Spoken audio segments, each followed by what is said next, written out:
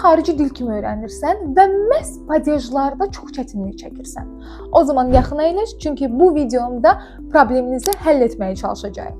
Rus dilində padejlar forma deyil, məna sistemidir və xarici dil öyrənən tələbələr adətən bu sistemi anlamaq əvəzinə əzbərləməyə çalışır. Ana dilinizin təsiri daimi Azərbaycan dili ilə müqayisə edirsiniz.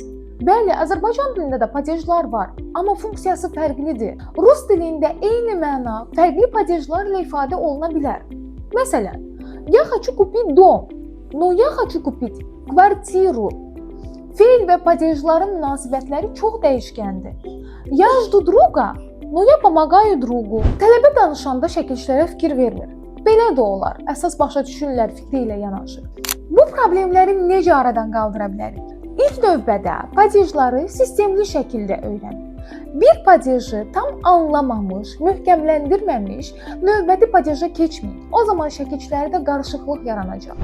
Gündəlik istifadə etdiyimiz suallar ilə öyrənin. Məsələn, куда? В школу, в ресторан, на работу. Где? На работе, на уроке, в школе. Кому? Брату, другу, sestre. Daha sonra isə bu suallarla kiçik dialoqlar qurub tətbiq edin. Məsələn, куда ты идешь? Я иду на работу. Где ты?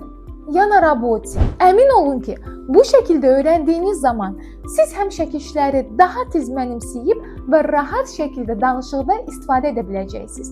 Şəkilçiləri düzgün bilmək, kompleksiz danışmaq deməkdir.